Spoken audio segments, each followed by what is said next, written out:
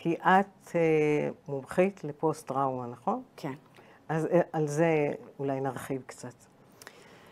למדתי אז בהולנד את NLP, שוב למדתי מההתחלה עם דוקטור רוברט מקדונלד, ובמקום שלמדתי אצלו והתקופה בארץ, פתאום הבנתי, דברים התחברו לי, שבתוך ה-NLP יש טכניקות ותובנות נוירולוגיות, איך אפשר לסייע לאנשים עם פוסט-טראומה.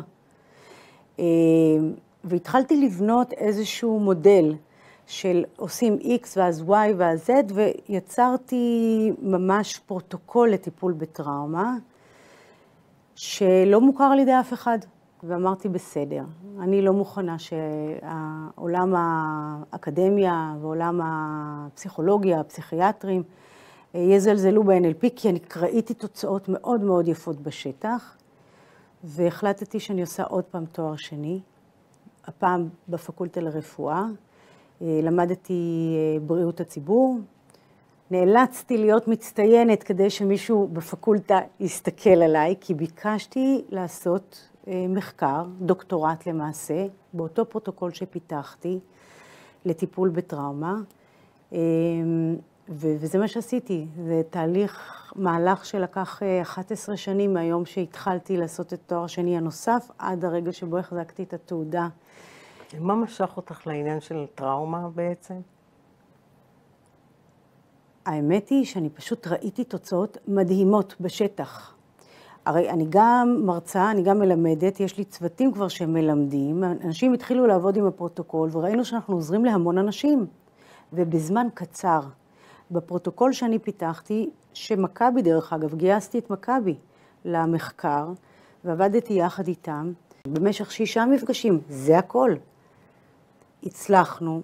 הצלחתי להוכיח, שבמצב של פוסט-טראומה מאובחנת, הן ירדו למצב של זה נקרא תת-קליני, כלומר, התסמינים כבר לא באו לידי ביטוי, ואף אחת, לא, סליחה, רק אחת מתוך המחקר נשארה עם חלק מהתסמינים, בחלק זה עזר לה ובחלק פחות, אבל כל השאר... אז בואי תגידי, מה היה הכלי? מה הם הכלים בעצם? הכלים, זה אוסף, זה מספר כלים. אני יכולה להגיד כך, אחד מהתסמינים המובהקים אצל מרבית האנשים שחווים פוסט-טראומה, זה פלשבקים. זה שיכול להיות מצב שאנחנו נדבר ופתאום, בלי שאני אדע, המוח שלי יבזיק ויראה לי שאולי התמונה, הצבע הצהוב שמאחורייך, יזכיר לי פתאום משהו מהאירוע הטראומטי.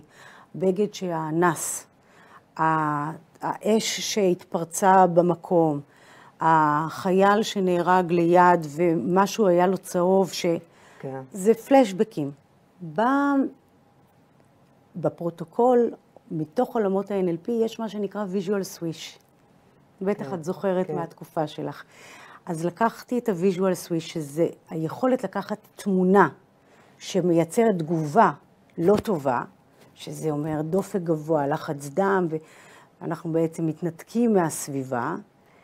אני יכולה לקחת את אותה תמונה, שהיא הגירוי, ולהחליף אותה בתמונה, באמצעות פרוטוקול NLP שנקרא visual switch, להחליף אותה בתמונה שדווקא מייצרת אצלי תחושה טובה.